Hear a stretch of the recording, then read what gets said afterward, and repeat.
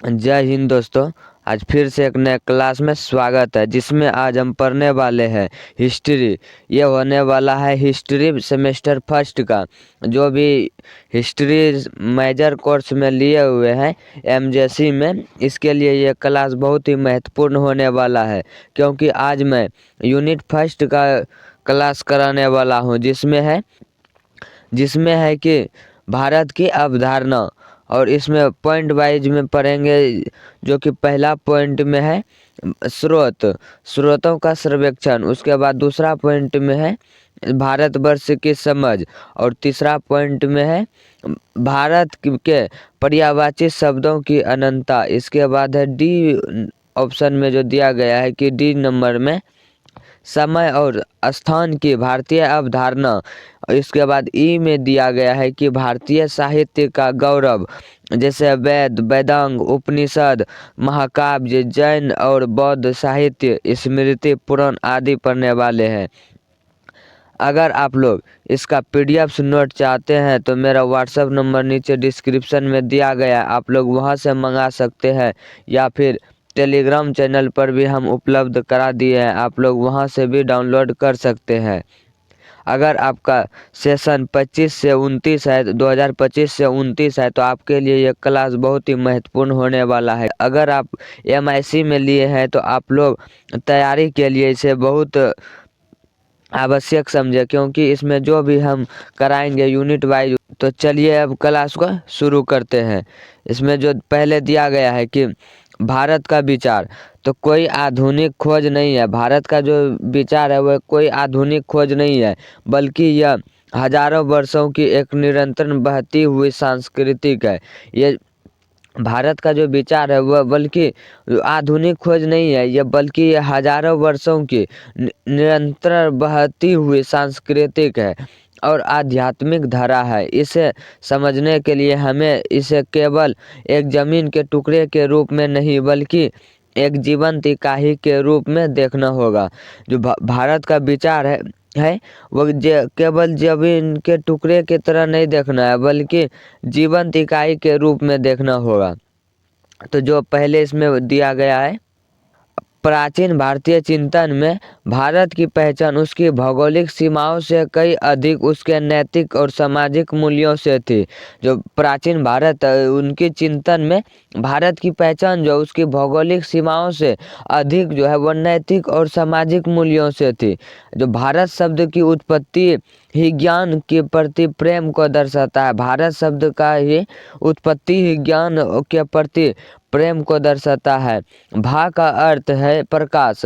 भारत में जो भा आता है उसका अर्थ है प्रकाश, जिसे ज्ञान कहा जाता है। और रत का अर्थ है लीन, अर्थात वह भूमि जहाँ के लोग ज्ञान की खोज में लीन रहते हैं, वही क्या कहलाता है, तो भारत कहलाता है। जहाँ की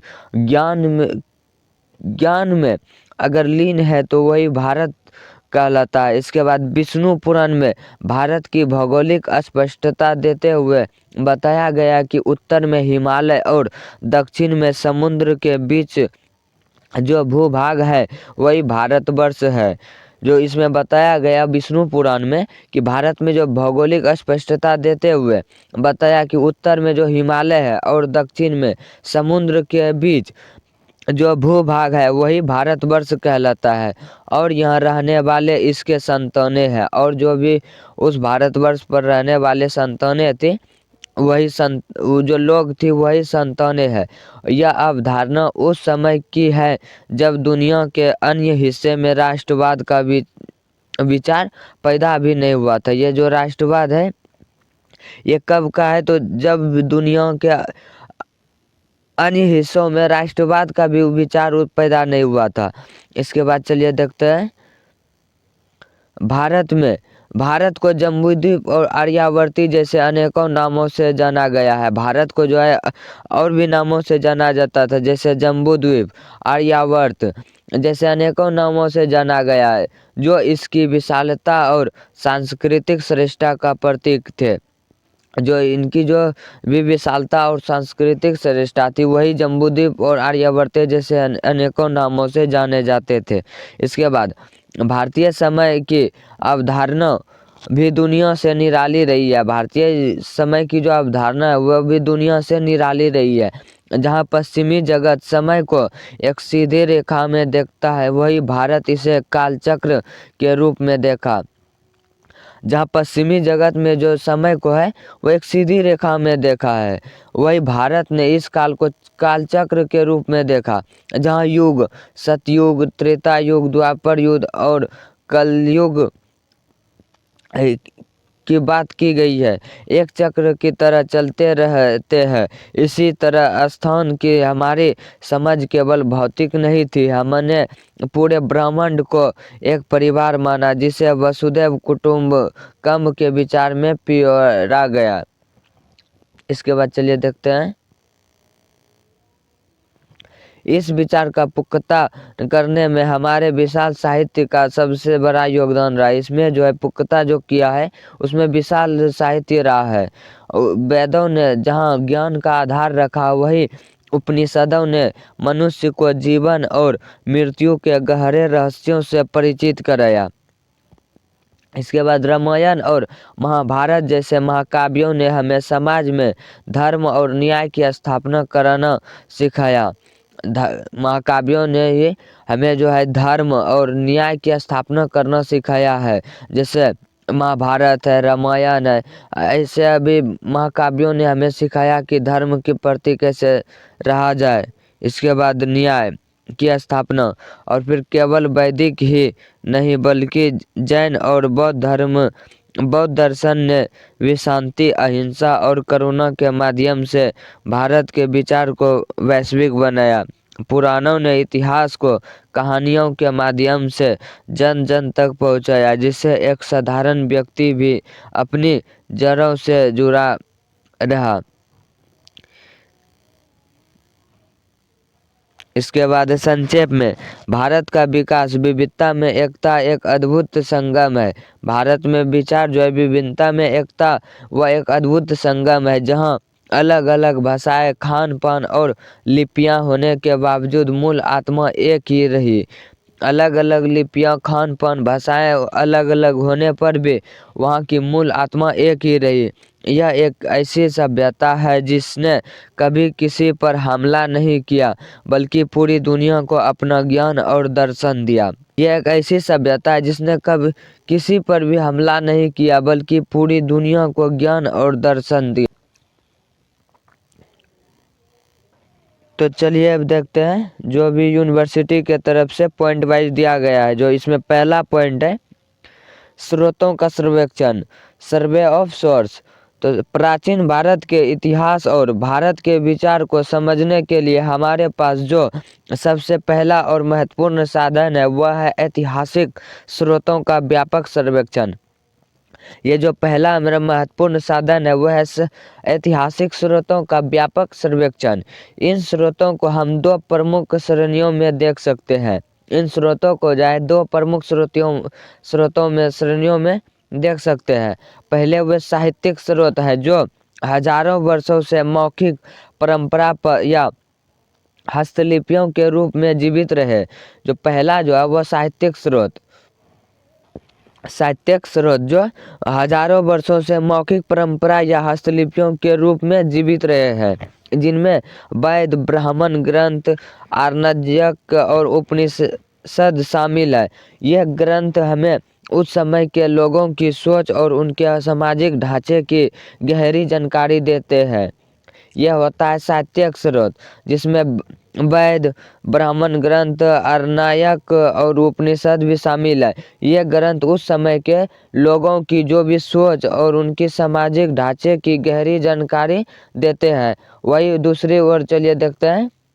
दूसरी ओर में है पुरातात्विक स्रोत, है जो जमीन के खुदाई से प्राप्त हुए। इनमें अशोक के शिलालेख, पुरातात्विक स्रोत जो है इसमें जमीन की खुदाई से जो प्राप्त हुए, उसी में है पहला है अशोक के शिलालेख, प्राचीन सिक्के, मिट्टी के बर्तन और प्राचीन शहरों के अवशेष शामिल है। ये भौतिक साक्ष्य हमें बताते हैं कि प्राचीन भारत केवल विचारों में ही नहीं बल्कि विज्ञान, व्यापार और वास्तुकला में भी कितना उन्नत है। विदेशी यात्रियों के लिए विवरण भी इस सर्वेक्षण का एक हिस्सा है। जो विदेशी यात्री है वह भी इस सर्वेक्षण का एक हिस्सा है, जिन्होंने बाहर से आकर भारत की समृद्धि और यहाँ की संस्कृति को अपनी आंखों से देखा और लिखा। इसके बाद चलिए दूसरा पॉइंट में जो दिया गया है यूनिवर्सिटी के तरफ से, भारतवर्ष की समझ। तो भारतवर्ष की समझ केवल एक भौगोलिक सीमा तक सीमित नहीं है। जो भारतवर्ष की समझ है वह केवल भौगोलिक सीमा तक ही सीमित नहीं है, बल्कि यह एक सांस्कृतिक और आध्यात्मिक राष्ट्र की पहचान है। ये जो भौगोलिक सीमा तक जो सीमित नहीं है भारतवर्ष, वह बल्कि यह जो सांस्कृतिक और आध्यात्मिक राष्ट्र की पहचान है। प्राचीन काल में ऋषियों और मुनियों ने इस भूमि का एक माता के रूप में देखा। प्राचीन जो मुनियों थे उन्होंने इस भूमि को एक माता के रूप में देखा और इसकी पूजा की। पौराणिक ग्रंथों के अनुसार भारतवर्ष वह क्षेत्र है जो उत्तर में बर्फ से ढके हिमालय से लेकर दक्षिण में विशाल हिंद महासागर तक फैला हुआ है। पौराणिक ग्रंथों के अनुसार जो उत्तर में बर्फ से ढके और हिमालय से लेकर दक्षिण में विशाल हिंद महासागर तक जो फैला हुआ है वही होता है भारत। इसके बाद इसे एक कर्म भूमि माना गया, जहां जन्म लेना ही अपने आप में सौभाग्य की बात मानी जाती थी। यहाँ की नदियाँ, पर्वत और पवित्र स्थल पूरे देश को एक सूत्र में पिरोते हैं। भारतवर्ष एक यह समझ है हमें सिखाती है कि भौगोलिक दूरियां हमें होने के बावजूद यहाँ रहने वाले लोगों के भीतर एक ही सांस्कृतिक चेतना बहती रहती है। यह एकता केवल राजनीतिक नहीं थी, बल्कि यह लोगों के रहन सहन, त्योहारों और उनकी जीवन में दृष्टि में रची बसी थी। इसके बाद चलिए देखते हैं इसमें तीसरा पॉइंट में जो दिया गया है, भारत के पर्यायवाची शब्दों की अनंतता। तो भारत के पर्यायवाची शब्दों की यात्रा बहुत ही रोचक और अर्थपूर्ण है। इस देश को अलग अलग कालखंडों में अलग अलग नामों से पुकारा गया है। हर नाम के पीछे एक गहरा दर्शन छिपा है। जैसे जम्बूद्वीप, तो जम्बूद्वीप कैसे नाम रखा गया? तो नाम हमें उस समय की याद दिलाता है जब भौगोलिक विभाजन वनस्पतियों के आधार पर होते थे। तो वही होता है जम्बूद्वीप का, हमें दर्शाता है कि जम्बूद्वीप की भौगोलिक विभाजन जो वनस्पतियों के आधार पर हुआ वो होता है जम्बूद्वीप का अर्थ। इसके बाद आर्यावर्त, तो नाम उस श्रेष्ठ जीवन शैली और मर्यादा को दर्शाता है जिसका पालन इस भूमि के लोग करते थे। इसके बाद है भगवान ऋषभदेव ने के पुत्र या राजा दुष्यंत के पुत्र भरत के नाम पर पड़ा भारत शब्द आज भी हमारी मुख्य पहचान है। इसके अलावा अजनाभव्स जैसे प्राचीन नाम भी वेदों और पुराणों में मिलते हैं। बाद के समय में बाहरी दुनिया के संपर्क में आने पर सिंधु नदी के आधार पर हिंदुस्तान और इंडिया जैसे नाम प्रचलित हुआ। नामों की यह अनंतता या दर्शाती है कि भारत कभी भी एक स्थिर या जड़ विचार नहीं रहा, बल्कि यह निरंतर विकसित होती हुई महान सभ्यता रही है। इसके बाद है जो चौथा पॉइंट दिया गया है इसमें, समय और स्थान की भारतीय अवधारणा। तो समय और भारतीय अवधारणा क्या है? समय और स्थान की इसमें जो दिया गया है कि समय और स्थान को देखने का भारतीय नजरिया दुनिया की अन्य सभ्यताओं से बहुत अलग है और वैज्ञानिक है। भारत ने कभी नहीं माना कि समय एक सीधी रेखा में चलता है। भारत जो है कभी नहीं माना कि सीधी रेखा में समय चल रहा है जिसका एक अंत है। इसके बजाय हमने समय को एक कालचक्र के रूप में देखा। इस अवधारणा के अनुसार समय 4 युगों सतयुग, त्रेता युग, द्वापर युग और कलयुग के चक्र में घूमता रहता है, जहाँ अंत ही एक नई शुरुआत का बीज होता है। इसी तरह स्थान या अंतरिक्ष के प्रति हमारी समझ बहुत ही व्यापक थी। भारतीय ने ब्रह्मांड को केवल भौतिक वस्तुओं का समूह नहीं माना, बल्कि इसे चेतना से भरा हुआ माना। हमने पिंड और शरीर और ब्रह्मांड के बीच एक गहरा संबंध देखा। यह दृष्टि ही थी जिसने हमें शून्य की खोज और खगोल विज्ञान की उन ऊंचाइयों तक पहुंचाया जहां हम हजारों साल पहले ही ग्रहों और नक्षत्रों की गति की सटीक गणना कर लेते थे। इसके बाद चलिए देखते हैं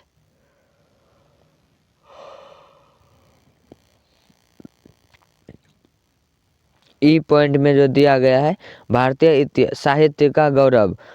तो भारतीय साहित्य दुनिया का सबसे प्राचीन और समृद्ध ज्ञान भंडार है। भारतीय साहित्य जो है वो दुनिया का सबसे प्राचीन और समृद्ध ज्ञान भंडार है, जो वेदों से शुरू होकर उपनिषदों और महाकाव्यों तक फैला हुआ है। जो वेदों से शुरू होकर और उपनिषदों महाकाव्यों तक फैला हुआ है। वेद केवल धार्मिक मंत्र नहीं है, बल्कि वे ज्ञान के वह आदि स्रोत है जिनमें विज्ञान, संस्कृत और समाजशास्त्र के बीच बीज छिपे हैं। वेद जो है वह केवल धार्मिक मंत्र नहीं है, बल्कि इसमें जो है विज्ञान, गणित, संगीत और समाजशास्त्र के बीज छिपे हैं। वेदांगों ने हमें भाषा को शुद्ध रूप से बोलने और समझने का व्याकरण दिया। तो उपनिषदों ने अहम ब्रह्मास्मि जैसे सूत्रों के माध्यम से मनुष्य को अपनी आत्मा के दर्शन कराया। रामायण और महाभारत जैसे महाकाव्य केवल कहानियों नहीं है। महाभारत और रामायण जो वह केवल कहानी नहीं है, बल्कि ये वे जीवन की हर परिस्थिति में सही निर्णय लेने और धर्म की रक्षा करने की व्यावसायिक शिक्षा देते हैं। यह होता है रामायण और महाभारत की अवधारणा। इसके बाद वही जैन और बौद्ध धर्म साहित्य ने तर्क और अहिंसा के नए आयाम जोड़े, जिसने भारतीय समाज को और अधिक उदार बनाया। पुराणों और स्मृतियों ने इतिहास को सरल कथाएं में संजोया और समाज को एक मर्यादित ढांचा प्रदान किया, जिससे हजारों वर्षों की उथल पुथल के बाद भी भारत का मौलिक विचार सुरक्षित रहा। आई होप आप लोगों को क्लास पसंद आया होगा। अगर पसंद आया है तो एक लाइक ज़रूर करें और अपने दोस्तों के साथ शेयर ज़रूर करें, ताकि उसका भी तैयारी बेहतर हो सके। अगर इसका आप लोग PDF नोट चाहते हैं तो मेरा व्हाट्सएप नंबर नीचे डिस्क्रिप्शन में दिया गया, आप लोग वहां से मंगा सकते हैं, या फिर टेलीग्राम चैनल भी हम नीचे डिस्क्रिप्शन में दे दिए हैं, आप लोग वहां से भी डाउनलोड कर सकते हैं, जो कि मैं टेलीग्राम चैनल पर भी उपलब्ध करा दिया हूँ। अगर आप लोग किसी अन्य सब्जेक्ट जैसे MJC, MIC या MDC, आप किसी भी अन्य सब्जेक्ट का क्लास चाहते हैं तो उसके लिए कमेंट में अपना सब्जेक्ट के साथ आपको किस किस सेशन का क्लास चाहिए आप लोग ज़रूर हमें कमेंट में बताएं में कौन सा सब्जेक्ट लिए हुए हैं, ताकि मैं आप लोगों को क्लास आसानी से उपलब्ध करा सकूं। तब तक के लिए जय हिंद, मिलते हैं अगले क्लास में।